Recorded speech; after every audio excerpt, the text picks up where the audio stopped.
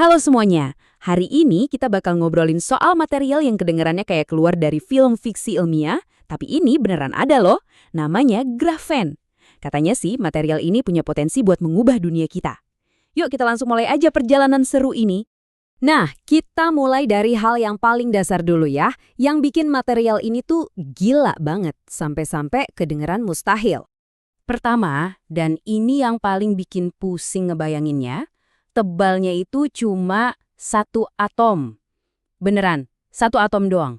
Bisa dibilang inilah material dua dimensi yang sesungguhnya. Tapi jangan salah ya, walaupun tipisnya kebangetan, material setebal satu atom ini jauh lebih kuat daripada baja terkuat yang pernah kita bikin. Jadi, secara resmi, grafen itu apa sih? Gampangnya, bayangin aja selembar atom karbon yang disusun rapi banget kayak sarang lebah. Nah, material ini baru berhasil diisolasi tahun 2004 sama Andrei Geim dan Kostya Novoselov. Penemuan ini saking fundamentalnya, mereka langsung dapat hadiah Nobel Fisika loh. Oke, sekarang kita masuk ke bagian yang paling wow. Kita bakal bedah angka-angka di balik grafen yang bikin para ilmuwan dan profesor di lab itu geleng-geleng kepala dan nyebut ini sebagai material ajaib. Coba bayangin deh, grafen itu sekitar 100 kali lebih kuat dari baja kalau tebelnya kita samain. Gila kan? Kekuatan super ini datang dari ikatan atom-atom karbonnya yang kokoh banget dalam pola sarang lebah yang sempurna itu. Sifat keren berikutnya, material ini hampir transparan sempurna. Jadi 97,7% cahaya itu bisa nembus gitu aja.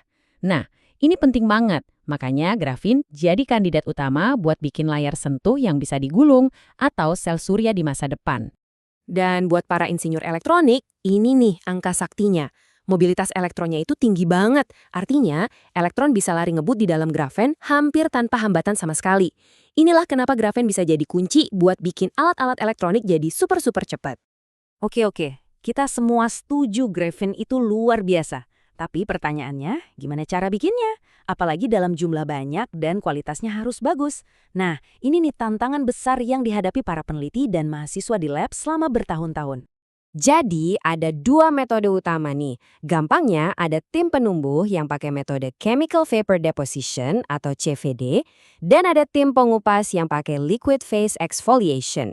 Keduanya punya plus-minusnya sendiri dan cocok buat aplikasi yang beda-beda. Kita intip sedikit proses CVD yang elegan ini ya. Jadi mereka pakai foil tembaga, dipanasin, terus dimasukin gas karbon. Ajaibnya, atom karbonnya bakal nyusun diri jadi satu lapisan grafin yang sempurna di atas tembaga. Tapi, nah ini bagian susahnya, mindahin lapisan setipis atom itu ke tempat lain tanpa sobek. Itu tantangan besarnya. Oke, anggaplah kita berhasil bikin. Terus gimana kita tahu kalau yang kita punya itu beneran satu lapis grafin yang kualitasnya bagus? Kan nggak kelihatan sama mata. Nah, ini pertanyaan paling penting di setiap lab yang berurusan sama grafen.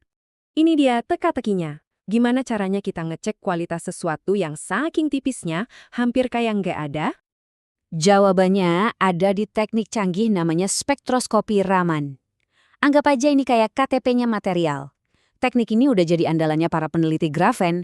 Jadi materialnya ditembak laser, terus mereka analisis pantulan cahayanya buat dapat sidik jari strukturnya yang super detail, tanpa merusak sampelnya sama sekali.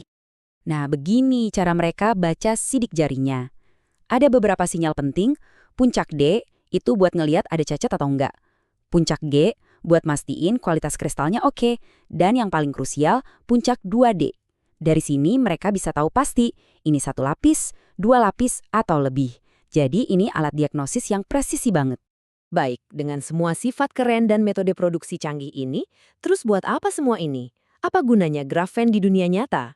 Kutipan ini nunjukin lompatan besar. Grafen bukan lagi cuma mainan di lab. Sekarang kita bisa loh mencetak sirkuit grafen mirip kayak kita ngeprint dokumen. Bayangin aja, ini bisa membuka pintu ke dunia manufaktur elektronik yang bener-bener baru. Ini membuka gerbang ke berbagai aplikasi masa depan yang keren banget. Coba dibayangin, baju yang bisa memantau kesehatan kita, HP yang bisa digulung kayak kertas, atau sirkuit elektronik yang dicetak langsung di permukaan apapun.